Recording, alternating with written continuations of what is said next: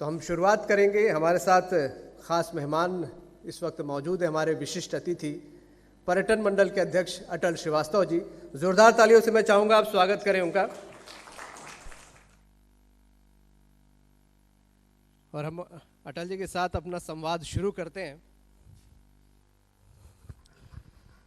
अटल जी के बारे में वैसे तो बिलासपुर परिचित ही है, सब बेहतर तरीके से जानते हैं किस तरह का व्यक्तित्व है, मृदुभाषी हैं।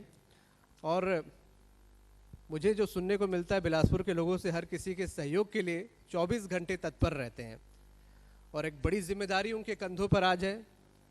जिम्मेदारी है बिलासपुर की इमेज बदलने की, या कहा जाए छत्तीसगढ़ की इमेज बदलने की तो गलत नहीं होगा। क्योंकि छत्तीसगढ़ के बारे में, अगर छत्तीसगढ़ से बाहर की बात करें, बाहर के लोगों के मन में ये परसेप्शन है कि नक्सलगढ़ है, नक्सलवादी यहाँ पर है। और एयरपोर्ट से उतरते हुए एक इमेज है कि सीधे नक्सलियों से मुलाकात वहाँ पर हो जाती है। और हमने जितने भी विशेषज्ञों से बात की है, एक ही बात निकल कर सामने आई है कि छत्तीसगढ़ का जो टूरिज्म है, जो पर्यटन है, वो छत्तीसगढ़ की इमेज बदल सकता है। क्योंकि अपार संभावना यहाँ पर है, प्राकृतिक संपदा है, ऐसा बहुत कुछ है जो पर्यटन की दृष्टि से छत्तीसगढ़ में लोगों को देखने को मिल सकता है। तो किस तरीके से छत्तीसगढ़ की इमेज बदली जा सकती है, हम इस पर भी चर्चा करेंगे। बिलासपुर की इमेज किस तरीके से और बेहतर हो सकती है, क्या बिलासपुर के योगदान के लिए हो सकता है, हम अटल जी से बात करेंगे।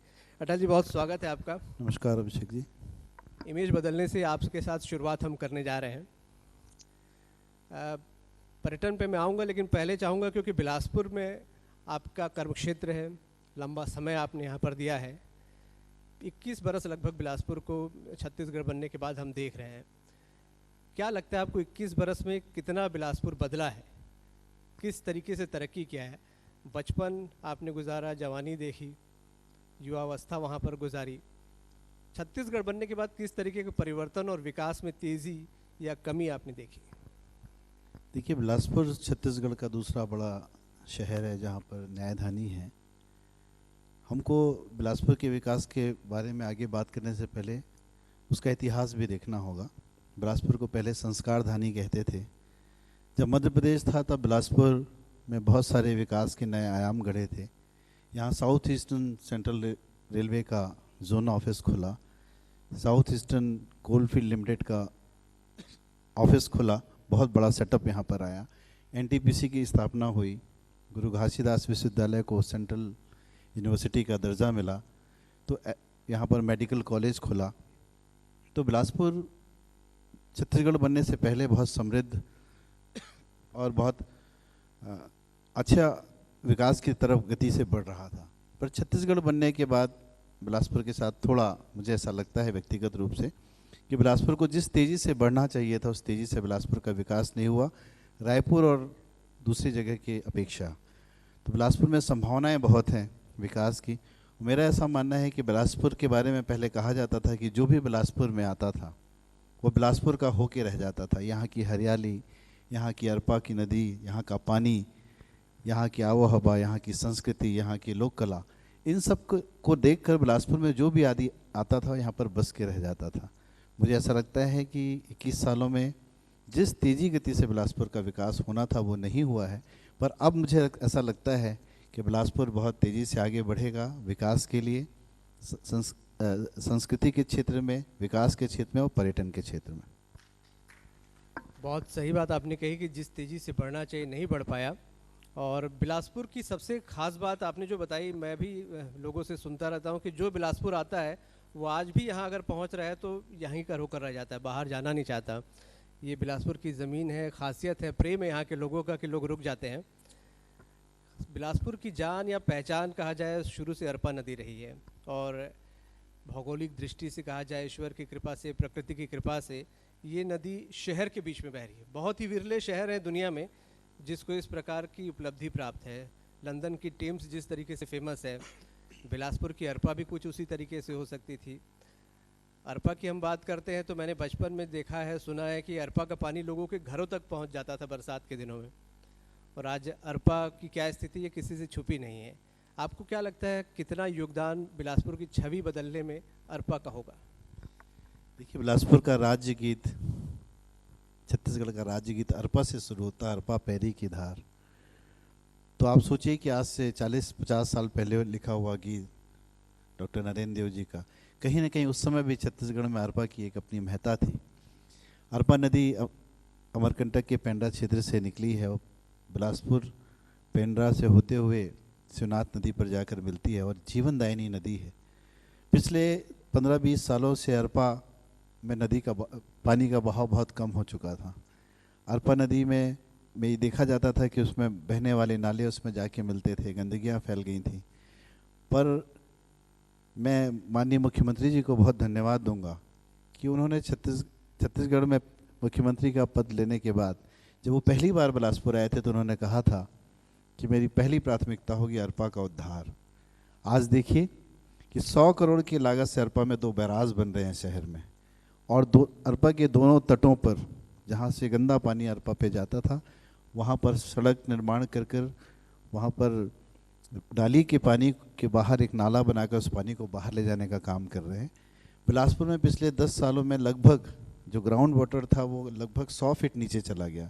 पहले पुराने समय के लोग कहते थे कि अरपा के किनारे बिलासपुर में एक 20 फीट का पाइप केवल ठोक के गाड़ देने से हैंडपम्प चालू हो जाता था, और पिछले 15-20 सालों में वो पानी का लेवल 200 से 250 फीट नीचे चला गया था। अभी ये बैराज बनने के बाद आने वाले 50 सालों तक बिलासपुर में पानी की समस्या का समाधान होगा। ये सबसे बड़ी उपलब्धि होगी। बिलासपुर में एक पर्यटन क्षेत्र के रूप में जहाँ पर पानी रुकेगा वहाँ पर लोग घूमने जाएंगे। तो इस तरीके मैं मुख्यमंत्री जी को धन्यवाद देता हूँ कि उन्होंने बिलासपुर की अरपा को संवारने का और संवर्धन का काम किया, उसके लिए मैं उनको साधुवाद देता हूँ। वाकई में अरपा की ओर ध्यान गया मुख्यमंत्री जी का, ये बहुत अच्छी बात है और बिलासपुर वासियों के लिए तो बहुत ही अच्छी बात है कि अरपा का उद्धार होगा तो बिलासपुर की छवि अपने आप बहुत तेज़ी से बदलेगी और विकास भी होगा। पर्यटन की दृष्टि से हम बात करें, एक बड़ी जिम्मेदारी आपके ऊपर है। छत्तीसगढ़ की भी छवि आपको बदलनी है बिलासपुर के साथ साथ।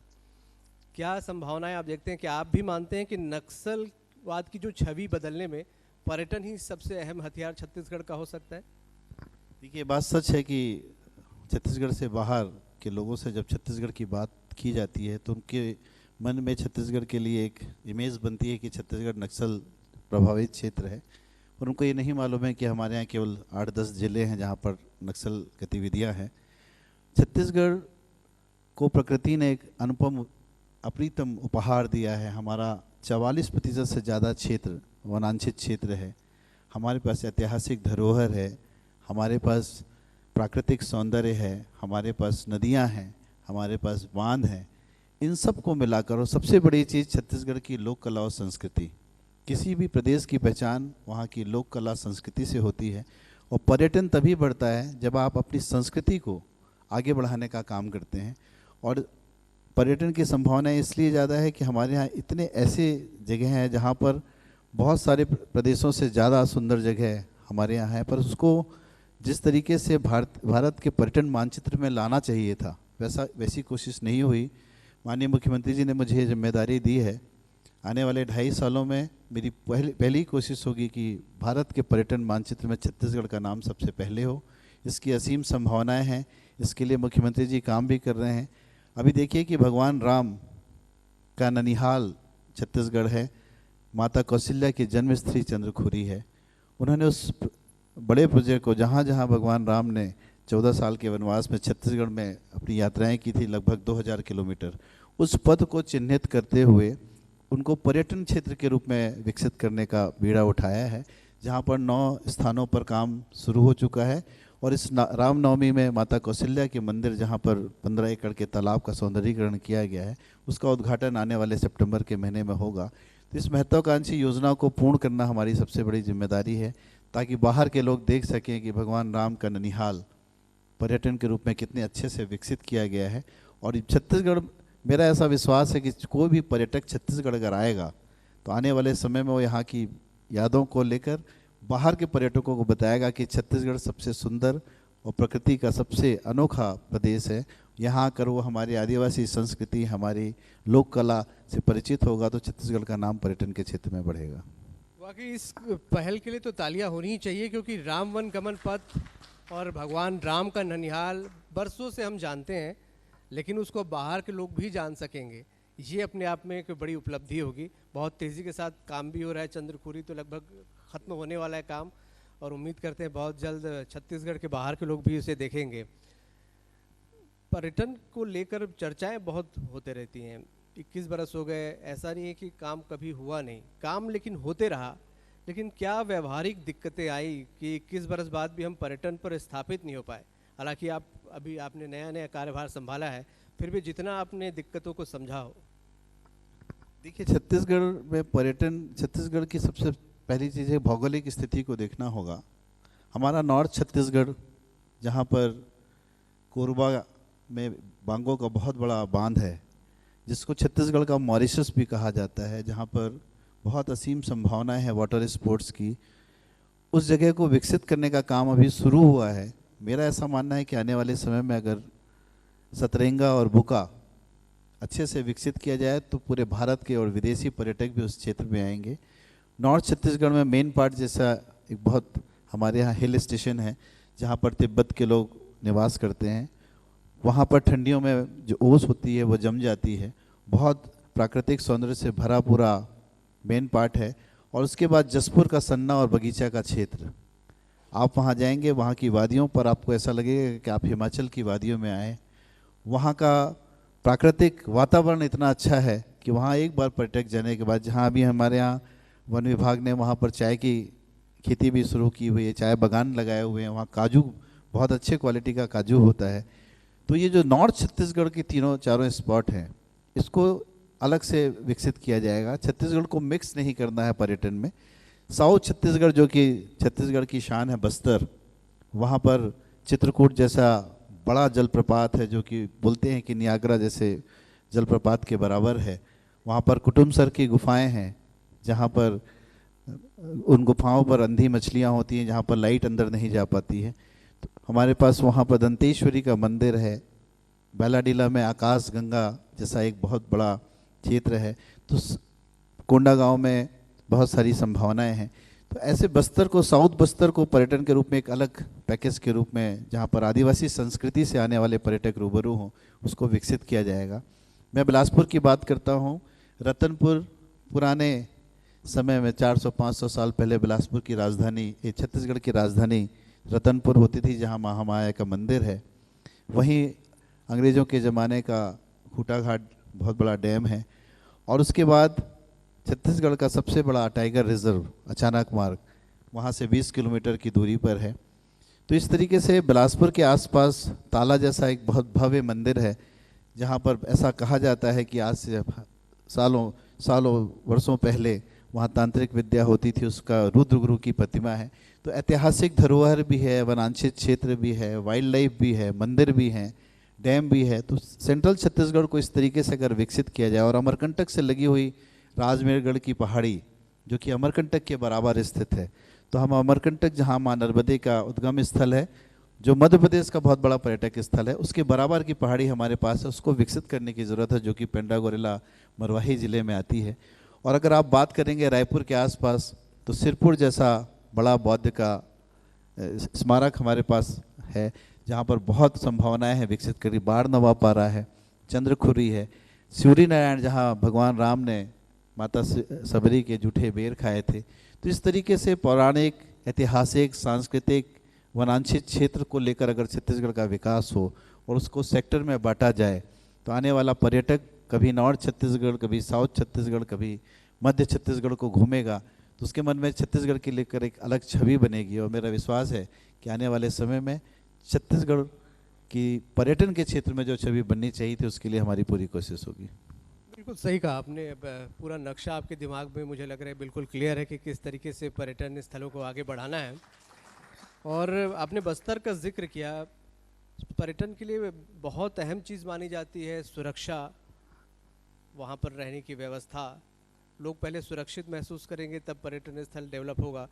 आप भी मानते हैं, वहाँ के लोग भी मानते हैं कि नक्सलवाद की वजह से थोड़ा चोट ज़रूर पहुँचा है बस्तर की टूरिज़्म को। इसे किस तरीके से दूर करने का प्रयास किया जाएगा? देखिए, नक्सलवाद की समस्या कभी पर्यटक के लिए नहीं रही और आम जन के लिए नहीं रही। नक्सलवाद, जिन मांगों को लेकर नक्सलवाद उठ रहा है, उससे पर्यटक का कोई लेना देना नहीं है। कभी भी आज तक कोई भी ऐसी घटना नहीं हुई है जिसमें किसी पर्यटक को नक्सलियों ने परेशान किया है।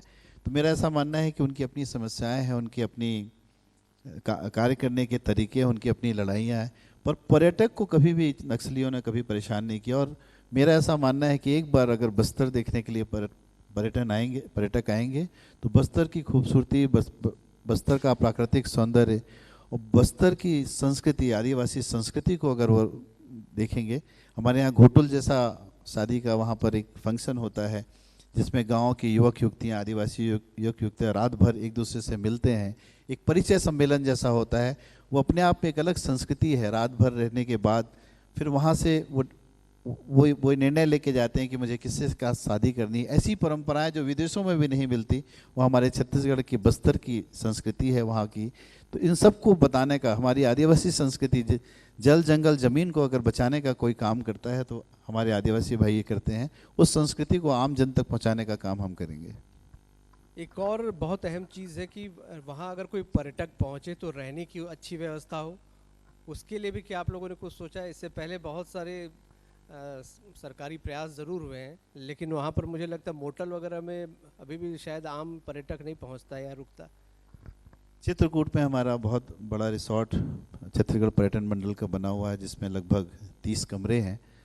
वो अभी लगातार उसमें फुल बता रहा है, ऑनलाइन पे वहाँ पर जगह नहीं मिल पा रही है। मैं ऐसा मानता हूँ कि उसके अलावा कुटुमसर दंतेश्वरी माता के मंदिर में बीच में कोंडागांव में भी आदिवासी बैगा रिसोर्ट बना है। तो थोड़ी सी रहने की परेशानियां हैं, पर अगर पर्यटक बढ़ेंगे तो राज्य शासन उस जगह में पर्यटकों की रहने की और सुविधाएं बढ़ाएगी। आने जाने के का जो मार्ग है, अभी कुछ समय से नए मार्ग बन रहे हैं, उसका रिपेयरिंग चल रहा है, जो कि कांकेर के आसपास का क्षेत्र है जो थोड़ा बच गया है। नहीं तो रायपुर से बस्तर पहुंचने में 4 घंटे लगते हैं और पूरे रास्ते भर आपको बहुत हरियाली के बीच वो जो रास्ता है वो अपने आप में अद्भुत है। तो जैसा पर्यटक बढ़ेगा वैसी सुविधाएं छत्तीसगढ़ पर्यटन मंडल वहाँ पर बढ़ाएगी। आने वाले समय में अगर पर्यटन मंडल को वहाँ पर रुकने की और व्यवस्थाएं करनी होगी, पर्यटकों की सुरक्षा, पर्यटकों का रहन, पर्यटकों का खान पान की जो व्यवस्था है वो पर्यटन मंडल उसके लिए पूरी तरीके से मुस्तैद है। और आने वाले समय में अगर पर्यटक वहाँ बढ़ते हैं तो हमारी सुविधाएं भी और बढ़ जाएंगी। बिल्कुल। और पर्यटकों के लिहाज से अगर हम बात करें, पर्यटन मंडल के पास क्या इन तमाम सारे कामों के लिए फंड पर्याप्त है? देखिए, इसके पहले की सरकारों ने कभी भी पर्यटन को छत्तीसगढ़ की को प्राथमिकता में नहीं लिया। पर मैं आपसे बताना चाहता हूं कि आज हम लोग अगर पंजाब को जानते हैं, पंजाब राज्य को, तो वहाँ का जो फोक नृत्य है भांगड़ा, उसके कारण पंजाब राज्य को जानते हैं। वहाँ के खान पान में, वहाँ के छोले भटूरे, वहाँ के आलू के पराठे, वहाँ की दही, इन सब खान पान से, वहाँ के लोक कला और संस्कृति से पंजाब की पहचान है। वैसे गुजरात में जहाँ पर डांडिया होता है, पूरे देश में आज डांडिया फैला हुआ है कि गुजरात की लोक कला और संस्कृति पूरे देश में फैली हुई है। तो मेरा ऐसा मानना है कि अगर छत्तीसगढ़ की लोक कला और संस्कृति को पर्यटन के साथ जोड़ा जाएगा तो आने वाले पर्यटक को ये विश्वास होगा कि छत्तीसगढ़ की अपनी एक लोक कला है, अपनी एक संस्कृति है, अपना एक खान पान है। और मुख्यमंत्री जी ने उसको किया भी। ये पहले मुख्यमंत्री हैं जिन्होंने हरेली त्यौहार में गेड़ी पर चढ़कर पूरे प्रदेश को चौंका दिया कि एक मुख्यमंत्री गेड़ी पर चढ़कर नृत्य भी कर सकता है। वो जब भौरा चलाते हैं और भौरे को बिना जमीन में लिए हाथ पे लेते हैं तो छत्तीसगढ़ के लोगों को विश्वास होता है कि एक छत्तीसगढ़िया मुख्यमंत्री छत्तीसगढ़ की लोक कला और संस्कृति को आगे बढ़ाएगा। ऐसे मुख्यमंत्री आए हैं जो ज़मीन से जुड़े हुए हैं। और मुझे जब मुख्यमंत्री खुद ये पहल करते हैं कि छत्तीसगढ़ की लोक कला, संस्कृति और पर्यटन आगे बढ़े, मेरा ऐसा मानना है कि 2.5 साल समय थोड़ा कम है, पर मुझे पूरा विश्वास है कि छत्तीसगढ़ पर्यटन के क्षेत्र में अपनी नई ऊंचाइयों को प्राप्त करेगा। बिल्कुल, बहुत अभिनव प्रयास हो रहा है। छत्तीसगढ़ की संस्कृति वाकई एक्सप्लोर हो रही है, यहाँ के बारे में बात हो रही है। आपको लगता है कि बाहर का जो पर्यटक है छत्तीसगढ़ की संस्कृति, यहाँ की आदिवासी संस्कृति से अट्रैक्ट होगा, वो ज़्यादा हमारे लिए फ़ायदेमंद होगा? मैंने कहा कि पर्यटन से मतलब प्राकृतिक सौंदर्य, नदियाँ, बांध, हिल स्टेशन, इसके अलावा वहाँ की लोक कला और संस्कृति भी है। हमारे यहाँ कर्मा जैसा नृत्य है, पंथी जो हमारे सतनामी भाइयों का बहुत अच्छा नृत्य होता है। इस तरीके से बहुत सारी चीज़ें हैं जो छत्तीसगढ़ को आगे, छत्तीसगढ़ की लोक कला संस्कृति बहुत समृद्ध है।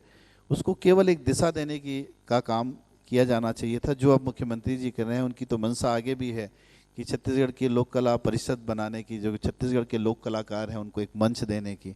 अभी अभी पिछले साल उन्होंने विश्व आदिवासी लोक नृत्य का आयोजन किया था, जिसमें विश्व के लोग उस आदिवासी लोक नृत्य में भाग लिया था, जहाँ पर 6 देशों के लोग आए थे। पूरे भारत के कश्मीर से लेकर कन्याकुमारी तक सभी आदिवासी लोक नृत्यक दल यहाँ पर आया था।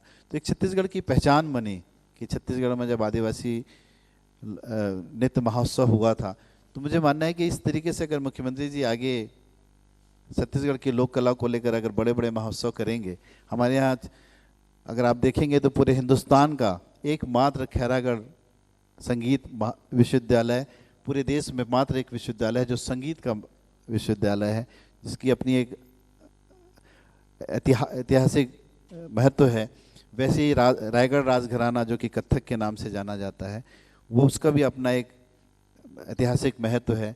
तो छत्तीसगढ़ की लोक कला संगीत, इसका एक अपना गौरवशाली इतिहास है और उसको आगे बढ़ाने की ज़रूरत है। उसको दूसरे राज्यों में पहुंचाने की ज़रूरत है कि कैसे छत्तीसगढ़ लोक कला और संस्कृति में समृद्ध है।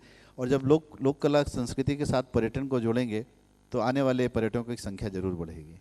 बिल्कुल सही कहा आपने। और क्या ये भी महसूस होता है कि छत्तीसगढ़ की पारंपरिक संस्कृतियों के साथ नए युग के डिजिटल को भी अगर इसका समावेश हो जाए, क्योंकि पैकेजिंग का ज़माना है, मार्केटिंग का ज़माना है, इस पर भी आपको लगता है कि यहाँ की चीज़ें तो बहुत अच्छी हैं, लेकिन इनको बाहर तक पहुँचाने के लिए कुछ डिजिटाइज करना चाहिए या कुछ अच्छी पैकेजिंग होनी चाहिए?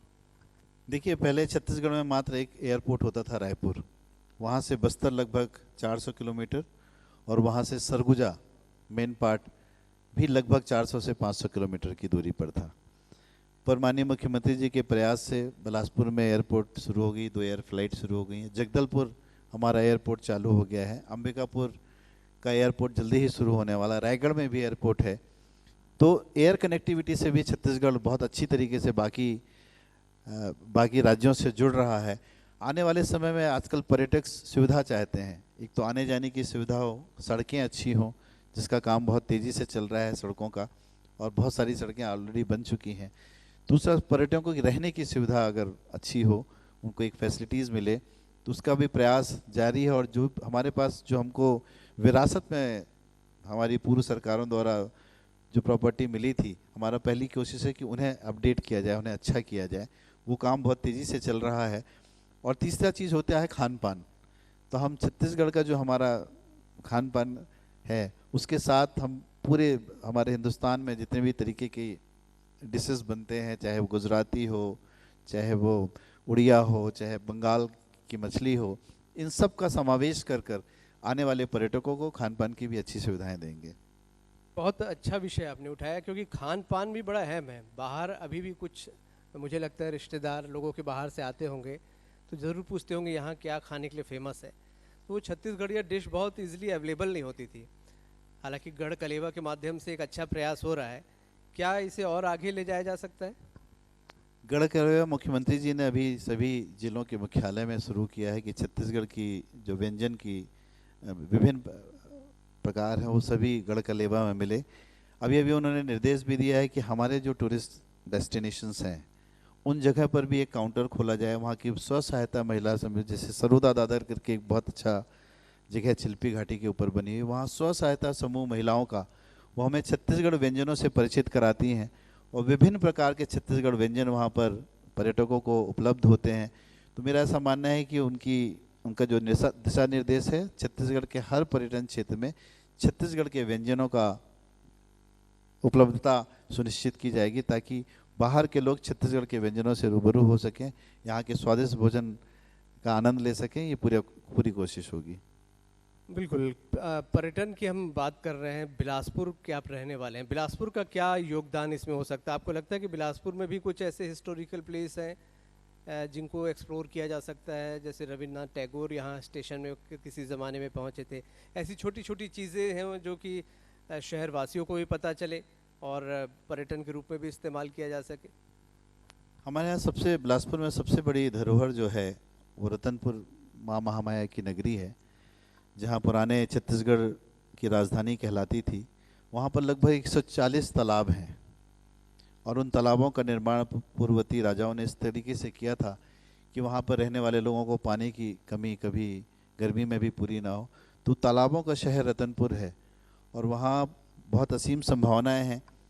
मैं छत्तीसगढ़ बिलासपुर में लगातार लोगों से मिल रहा हूँ। बिलासपुर के लोगों की मांग भी है कि पुरानी राजधानी में जो मैं माननीय मुख्यमंत्री जी के पास रखूँगा कि छत्तीसगढ़ की सांस्कृतिक राजधानी अगर रतनपुर को बनाया जाए और एक छत्तीसगढ़ सांस्कृतिक भवन जैसा, भारत भवन जैसी कल्पना रतनपुर के स्थल पर किया जाए जहाँ पर छत्तीसगढ़ की लोक कला संस्कृति का समावेश हो, तो आने वाले समय में रतनपुर में एक ऐसा ऐतिहासिक भवन बनेगा जहाँ पर छत्तीसगढ़ की लोक कला संस्कृति, वहाँ का पुरातत्व एक जगह पर आपको मिलेगा।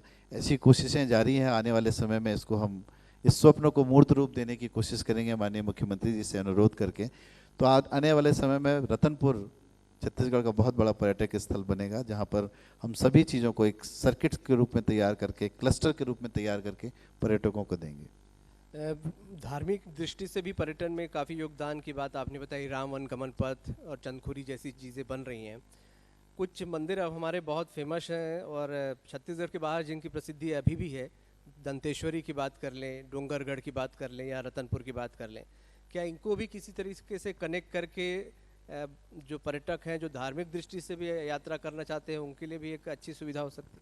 देखिए, आप डोंगरगढ़ का जो माँ बमलेश्वरी जी का मंदिर है वहाँ पर प्रसाद योजना के तहत लगभग 50 करोड़ के काम चल रहे हैं और उन काम को जल्दी पूरा किया जाएगा, क्योंकि रतनपुर में महाराष्ट्र से, मध्य प्रदेश से माँ बमलेश्वरी के दर्शन करने वाले लोग वहाँ पहुँचते हैं। वैसे ही महामाया नगरी रतनपुर है जहाँ पर पूरे देश के लोग अपनी ज्योति कलश जलाने के लिए वहाँ पहुँचते हैं। अगर आप साउथ बस्तर में जाएंगे तो वहाँ पर माँ दंतेश्वरी जी का मंदिर है जहाँ पर ये कहा जाता है कि डंकनी नदी के किनारे जब भगवान शिव ने पार्वती जी का वो उनके बॉडी को फेंका था तो वहाँ उनके दांत आके गिरे थे, जहाँ माँ दंतेश्वरी जी का उदय हुआ था। वैसे ही अड़भार में बहुत बड़ा मंदिर वहाँ पर देवी जी का है, चंद्रखुरी में। तो वो मंदिर हमारे ईस्ट साइड में, अगर आप रायगढ़ की बात करें तो वहाँ मंदिर बहुत प्रसिद्ध है। तो मंदिर का अपना एक महत्व है। पर्यटन जो होता है वो एक पर्यटन होता है कि आप उसको प्राकृतिक सौंदर्य से पर्यटन को जोड़ते हैं। दूसरा पर्यटन का क्षेत्र होता है कि आप आजकल नया पर्यटन चला है जो कि हेल्थ से जुड़ा हुआ है। हेल्थ पर्यटन के रूप में भी आजकल लोग चिकित्सा को पर्यटन के रूप में लेते हैं, जहाँ पर आयुर्वेदिक चिकित्सा के माध्यम से आप लोगों को आमंत्रित कर सकते हैं। और इस तरीके से अलग अलग विधाओं पर भी पर्यटन चल रहा है, उनको भी हम विकसित करने का काम करेंगे। छत्तीसगढ़ में मेडिकल जो प्लांट्स हैं, मेडिसिनल प्लांट, उनकी असीम संभावना है। हमारे अमरकंटक की पहाड़ी क्षेत्रों में, राजबेरगढ़ में, बस्तर में बहुत सारे आयुर्वेदिक मेडिसिनल प्लांट हैं जिनको केवल आगे बढ़ाने की। आज छत्तीसगढ़ सेहत के मामले में सबसे बड़ा उत्पादक क्षेत्र बन चुका है, जहाँ पर सबसे ज़्यादा सेहत का उत्पादन होता है। तो इस तरीके से बहुत सारी चीज़ें हैं जिसको हम आने वाले समय में पर्यटन से जोड़कर आगे बढ़ाने का काम कर सकते हैं। बिल्कुल अटल जी, बहुत सारी शुभकामनाएं कि छत्तीसगढ़ की इमेज बदलने में पर्यटन का अहम योगदान है और आपका भी योगदान इसमें रहेगा और छत्तीसगढ़ की इमेज जल्द बदलेगी। बहुत शुक्रिया हमारे साथ चर्चा करने के लिए, बातचीत करने के लिए आपका। मैं बंसल न्यूज़, जो कि छत्तीसगढ़ का बहुत ही प्रतिष्ठित समाचार माध्यम है, उनको धन्यवाद देता हूं कि उन्होंने छत्तीसगढ़ के साथ हमर बिलासपुर, बढ़त बिलासपुर के रूप में एक कार्यक्रम यहाँ पर किया। उनको मैं हृदय से बहुत बहुत धन्यवाद देता हूं।